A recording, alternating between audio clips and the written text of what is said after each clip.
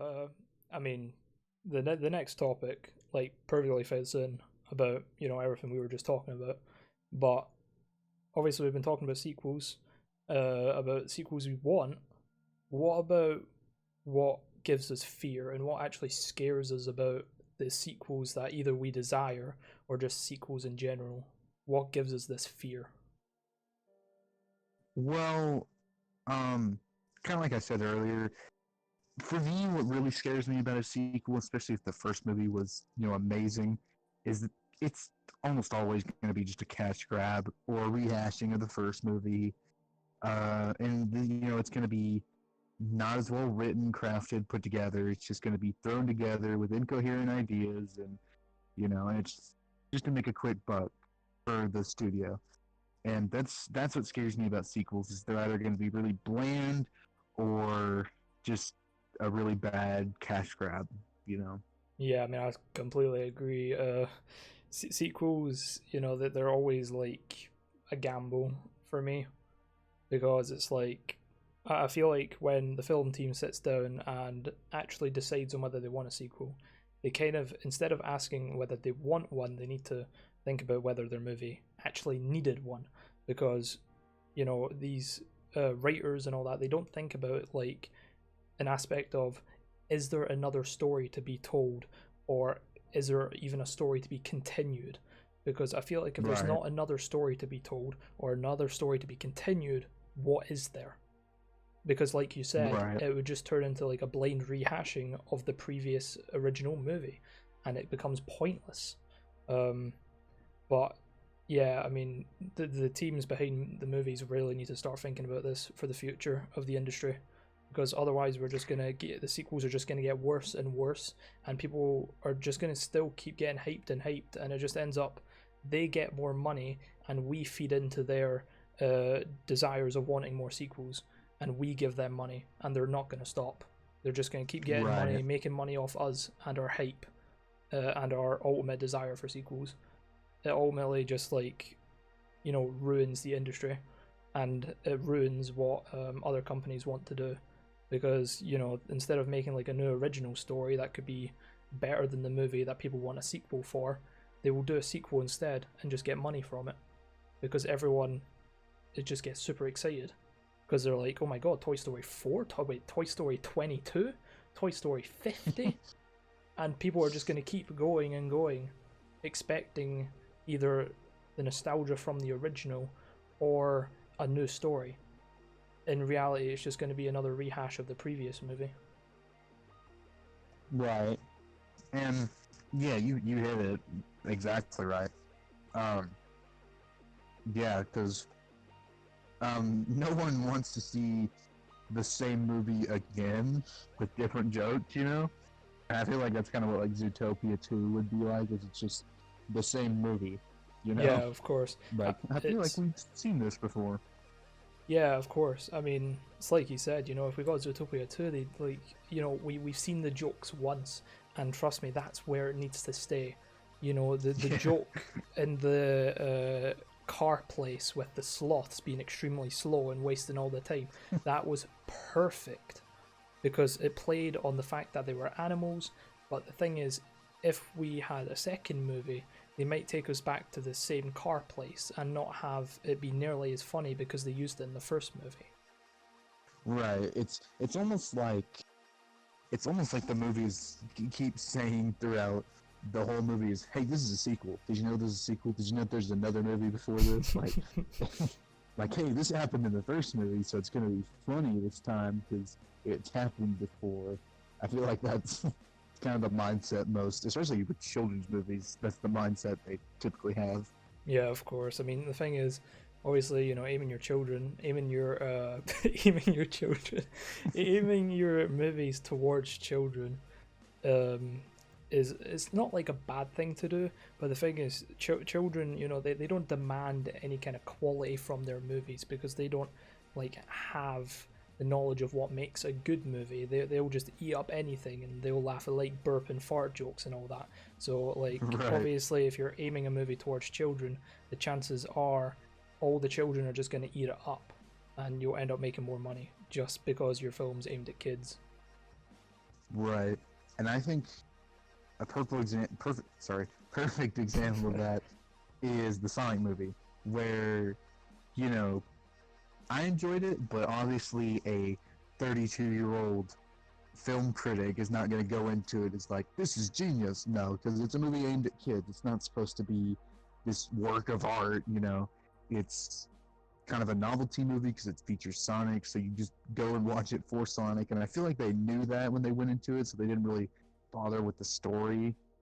You just go in and, hey, there's Sonic, sweet, and kids will eat it up because it's Sonic, you know, and Sonic fans will eat it up because it's Sonic. So, and that's also a reason why censorship has become so big in movies now, is because um when your movie gets rated R, it's aimed at a smaller demographic because not just anyone can go and see it. So you're completely missing the market for teens and stuff. This is why the film industry has been, I guess, like chilling out on incredibly gruesome or vulgar movies, is because they're trying to knock it down to a PG-13 rating so that anyone can go and watch it, you know, and that you don't have to be over 17 or 18 or whatever the age is. And with kids movies, that's the safest to go for, so that you won't lose any money. Um, is because anyone can go and watch it, because it's not going to be just kids. You know, you might get like with the Sonic movie, you might get some adults that are Sonic fans going and watching it, or of course you'll have the parents too that go with the kids. So children's movies are really the safest to go for, and that's why you see so many of them. Yeah, completely agree there. I mean, you know, obviously, if you have it targeted at kids, then, or not really targeted at kids, but have your movie demographic be like everyone, not just kids, not just adults. Because I feel like, you know, making a movie about something that everyone likes will bring in a lot of money, because you're gonna have adults, children, parents, everyone, teenagers, everyone's going to be there to see your movie because it's been targeted at everyone. But I mean, I think it's really hard to pull off a movie that is targeted at everyone. You know, I think that's Right. definitely something. Yeah, I agree. Um, so is there any closing statements about being little pussies about sequels, or are we good here? Yeah, I think we're good here. All right then. Well, our last topic is actually a rather interesting one, and obviously one I've already said in this podcast that I have a lot to talk about. Um, Obviously, as you can see on screen, it's already opinion on movie remakes. Now, what do you have to say about remakes? And don't get mixed up, it's not a sequel, it's a remake of an original movie that has the same story or whatever, it's just remade into with modern era technology. Well, for me, I don't like remakes either, because I think remakes are a complete missed opportunity. Honestly, it's kind of like like I said earlier, where you get a sequel where the first movie ended on a really satisfying note, so the sequel's just going to be the same movie. That's exactly what a remake is. It's just the same movie, but most of the time it's done worse because it doesn't have that feel that the first movie created. And you're missing an opportunity on potential character development, potential world building. You know, you're missing out on all that stuff where if you were to release a sequel that has a whole new story to it, you're missing all those opportunities. The only time I think a remake is really necessary is when there's like maybe a movie from the 80s, you know, and maybe the effects weren't that great because of what they had available at the time. I think a remake, um, nowadays, if you kept the same story, didn't change any of the story, but you updated like the effects and maybe some other pitfalls that the first movie had, I think that's the only time a remake is necessary. Other than that, just stick with a sequel if you really want to make money off of something that a movie that already exists. Actually, I think that the more I think about it, people actually might be more excited for remakes than sequels for the reason that they might have had some kind of problem with the first movie and they might have expected it to be fixed or improved on in a remake. And also, you obviously have all the nostalgia freaks who are like, I would love to see this with all the new film technology and upgraded CGI Right. and all of that. Yeah. Yeah. Yeah, I think you're right. I think a lot of it is nostalgia, where they're like, "Oh, I watched," because most remakes are of older films, So I think what it does is it really is just playing into that nostalgia, where it's like, "Oh, I watched this movie as a kid, and they remade it. I'm gonna go watch it and have all the same feelings. And that's normally not the case because most remakes do really bad at capturing the essence of the first film. But yeah, Yeah, definitely, man. I mean, I've already expressed how much I hate remakes, and if I haven't, I'll say it again. I absolutely hate remakes with a burning passion. I hate them so much. But there is one type of remake I hate more than anything, and that's the live action remakes of animated movies in particular. They are so trash. Like, there's been so totally many of agree. them popping up recently, and I absolutely hate them. Because what is the point of remaking an original? Because it just ruins what the original vision of the movie was. Like, the best example is probably the recent Lion King live action. As soon as you start watching it, you kind of just realize that the movie has lost its original vision. It's completely lost it. Another problem I had with it was when I watched a little bit of it, I also noticed that like the live action remake looked like so colorless and bland. It looked so desaturated. The whole color scheme and everything was horrible because it took away the original vision. If you go back to the original Lion King, you'll see how colorful and fluorescent and amazing it looks. And when you go into live action, they're just trying to like flex on what computer generated effects can do nowadays, and it's just so stupid. Like, obviously, just talking about the Lion King like this, obviously it's completely my opinion, but I don't know if you have anything to say about live action remakes, Crystal. Well, I think a live action remakes are just unnecessary. And like you said, it really is just to flex on the quality of CGI now. And who in the world asked for a live action Mulan remake? I don't know anyone that's ever wanted that ever. So where did Disney get the idea to do that? I don't. I actually have no idea. I mean, you know, a Lion King 2, this is coming back to what we were talking about earlier. I think a sequel, even though a sequel would be so risky for something that has such a good legacy and has such a good Mhm. original, I think a sequel would have actually been a better bet than a remake, especially changing the original style and vision for the movie just to flex some CGI. Like, it's just not. It just wasn't worth it. And I mean, I think I haven't looked at the reviews actually for The Lion King, but I'm probably sure it's not good. And I mean, if it is good, I'd love to know why people think it's a good movie because personally, when I watched, I mean, I couldn't even get through all of it. I think I watched about 45 minutes of the remake before kind of giving up on it because there wasn't anything new, there wasn't anything flashy. They didn't improve on the original. They didn't give me anything new to care about. It's just re-watching the same movie but 10 times worse. It is so pointless. Right. Definitely.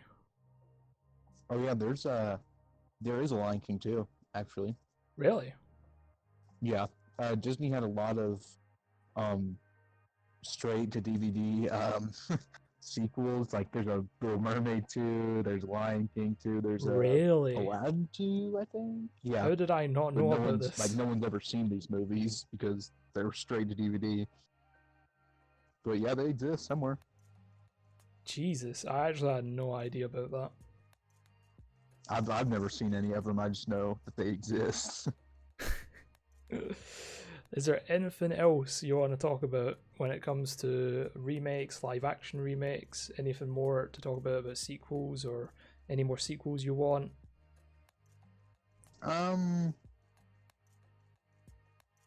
Not really. I think I pretty much said everything I needed to All about right, sequels. we went into this expecting what, maybe like 20 minutes, and well, we've already hit 50 minutes long. Heck yeah. Yep, man, 50 minutes for our first episode, and that's not even it really over, is it? Because we still have 3 community questions to go over that were given by, well, 1 by myself and 2 by people I managed to get a question for you from. So yeah, we do have a few community questions for you to answer. Thanks to the 2 people, I'm not going to name you, but thanks to the 2 people who gave a question for Crystal here. Is it people that I know? I'm actually not sure. I just asked if anyone wanted to ask you any questions in particular. I was actually expecting to get some GD related like questions, but I didn't. Yeah. I was really expecting like how do you build good in GD, design. No, I was kind of expecting something like that, but Nobody that's not asked what I that got. because no one thinks that. Oh man, you give yourself way too much credit. Maybe if, how do you make terrible levels would be a more suitable question. That's yep, like I said, too much credit to yourself there. I know, I'm just the best. What can I say? We appreciate the contribution to the podcast to those 2 who did give the questions. I guess we should just get started with the 3 questions. So these 3 questions are completely directed to you. I'm not really going to have anything to say here because they're completely for you here. And they're about you in general, what you do a bit more in detail. So the first question we have here is, can you tell us more about what you write? Oh man, I write pretty much anything. I started out, this is gonna sound really cringe and embarrassing, but I started out when I was like 11 writing Sonic fan fiction. I'm a huge Sonic fan, by the way. I don't know if I've disclosed that. I think I can tell with the profile picture if that's Tails. Yeah. But yeah, so I started reading some Sonic fan fiction. I was like, oh, this is good because I'm 11 and I have poor judgment. And so, and then I started writing some, and I eventually branched off into other stories. When I was like 12, I was particularly fond of like super corrupt government, New World Order, like the government is filled with terrorists and everyone's dead and it's barren landscapes. I think most 12-year-olds read books like that, like the Margaret Peterson Haddix books, and just a lot of New World Order, everyone's dead. Yeah, so I kind of started writing that. And then it's just been really whatever I feel like since then. You could argue that I still write Sonic fan fiction to this day. I 5 years later. To each their own, right? I started a series when I first started writing called Sonic and Tails, and it's exactly what it sounds like. It's just about Sonic and Tails and other Sonic characters. And there's one that I started in like 2018 that it's taken me 3 years to write. And Jesus. I know, because I just don't update it very much. So you could argue that I still do, but I really don't write that much anymore. Not as much as I used to, but next year, or I'm going to start during the summer, I'm really planning on just cracking down and trying to finish a novel and then maybe get it published. I'm not, shooting for the moon here, but that would be pretty cool. And then self-publishing is a thing now, but I'd like to get it published traditionally just so I know that it's not garbage.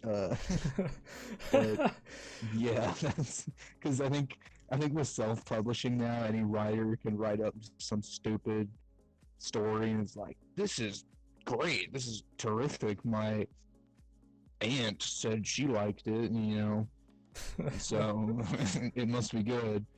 So yeah, that's So yeah, I write pretty much anything. Alrighty. Moving on to question number 2. What inspired you to start making music? If there is anything that inspired you. Doesn't need to be an Um, inspiration. well, this isn't a GD podcast, so I'll go a little more in depth. But me and Bluppy here, we play. It's one of the 2 games that I play, 3 maybe. I'm not that much of a gamer, but um, Geometry Dash is a game that we play a lot, and if you don't know what it is entirely, it's just impossible game, hard game, blah blah blah. You can build your own levels, and you can.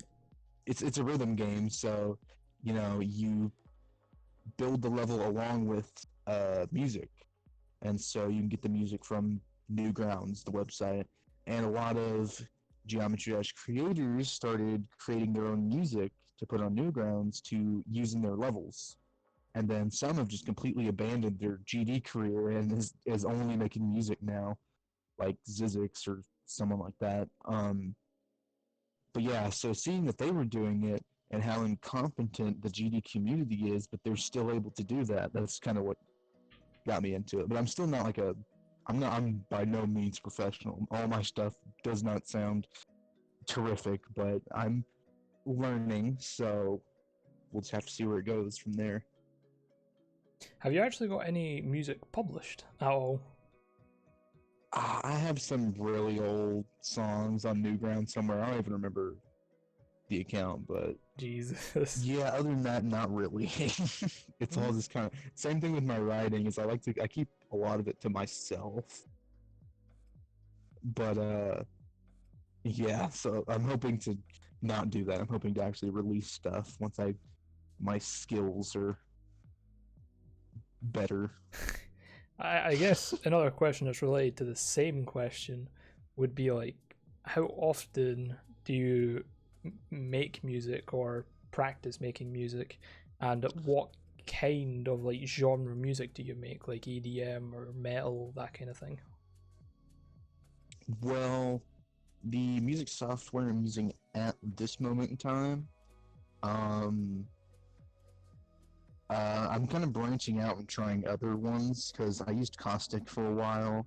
Uh, one I'm using now is called Music Line, and it's just really simple. It's kind of just more for making melodies, but I'm trying to bend it as much as I can to where it sounds professional-ish, but like the sound font for stuff is just not that high quality. But I think with some effects, it will sound better. But yeah, so that's what I'm doing right now, and I'm kind of once every day for like 20 minutes, I'll sit down and kind of tinker with a song or something just to see if it sounds good, or I'll try to create a melody or something that I could use in another song. So I'd say like 20 minutes, if not 10 minutes every day, something like that. It used to be a lot more. It used to be like 2 hours every day, but I mean, yeah, I mean, I don't know if you know, I actually used to do music stuff myself.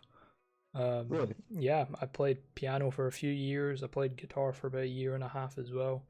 I currently Oh, own, so you let's you were see. actually talented. No, I'm not talented. No way. Let's see. I've got one, two, three, uh, 4, 5 guitars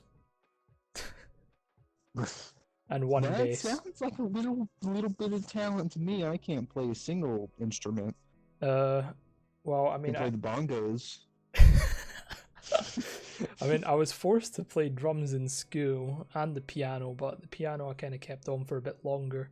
Then I started taking up Right. guitar. I think in 2018 I got a guitar for my birthday. So technically, you could say it's been over 2 years, but I've stopped playing as of recent because um, I just kind of like, I'm not gonna say grew out of it because that kind of makes me sound like an asshole, but I kind of like got bored in the end. Drifted away.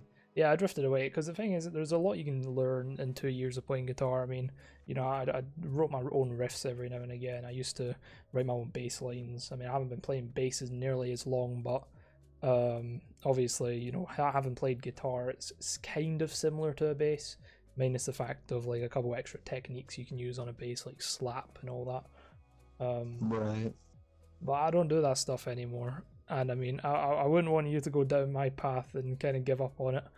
Because I was going to ask you if I could use some of your music for the background music for this podcast, but obviously you don't have that much music posted or whatever. And if you don't know the Newgrounds name, then I'm not going to bother asking that. Right. Is there anything else you want to talk about with music stuff? Not really. I've been doing it for a while, but really getting into it and thinking about just actually releasing stuff is relatively new to me. So, because people in Newgrounds, man, they're harsh with their critiques and stuff. Like, Oh, don't worry. You don't need to tell me. yeah, I've seen they what just the they're Newground a bunch posters of can be animals. like. They are. Every man for himself, survival of the fittest. Unless you're like Waterflame or someone like Yeah, that. yeah. Unless you're someone who's made music for GD, you're fine. You're not actually no. Sorry. Unless you're someone who's made music for GD, you're a loser. You don't deserve to be on the platform. Get the hell off it. That's GD what so Newground much, is like. why don't you marry GD? If you love GD so much, why don't you get RobTop to accept your shitty music into his game? That's exactly what Newgrounds is like. Unless you've got music on GD, like, you know how many times I've seen like people on the Newgrounds community like be so toxic towards other people because they have like it selected so you can't use the song on GD or whatever. Right. They're like, why are you not letting me use your own created product on a game where I can put blocks in a level? Like, they sound so mad. It's not their own work, and they're demanding they be allowed to use it. That was a great description, by the way. By the way, thank you. I mean, you know, I'm here all week. I'm here every week. I'm here every single day of the week. Invincible by Def Cav is a good example. It was, yeah, you could use that for a while, and then he was like, "No, I'm good." Oh yeah, I actually remembered that there was a level. I think I can't remember. It was maybe Codex. I think made a level called Invincible. It might have been Codex, might not have been, but made a level called Invincible. Used the original Invincible track. Invincible gets taken off Newgrounds, and then everyone just starts spam re-uploading it because they lost that one song. Like, the GD community can be complete vultures, but I think that's for a separate podcast because we're kind of going off a topic here. Anyway, the last question before we go is more related to the actual topic of today's podcast. What is it that you love about movies? Well, really, movies can be very influential and, I guess philosophical is the word I'm trying to look for.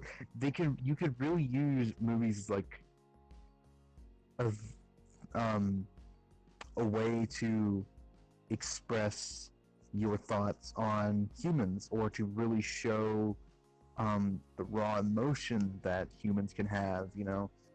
And I mean, I love books. I don't read as much as I used to, but you know, I've read a lot.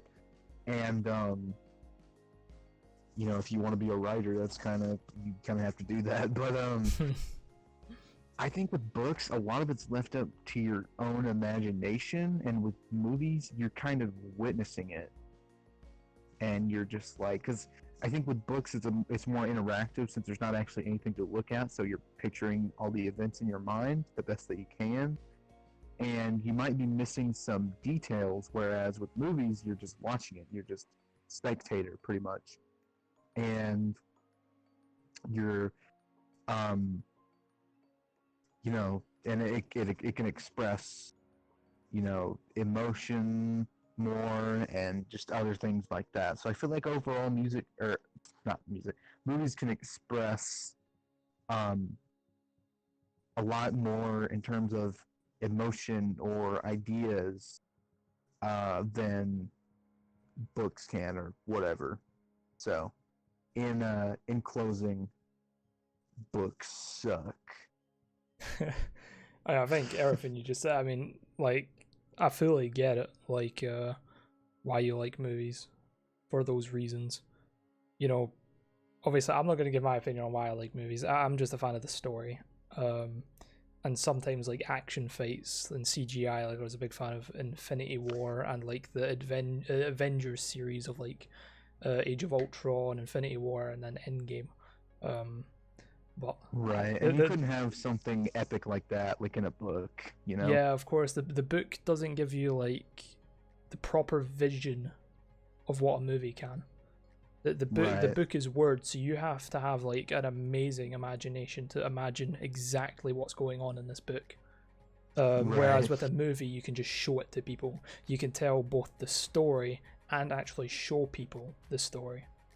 You know, I think with movies, you know, it's a lot more open because you can create emotion and like emotional scenes without any words, and I think that's just amazing if like when movies can do that correctly.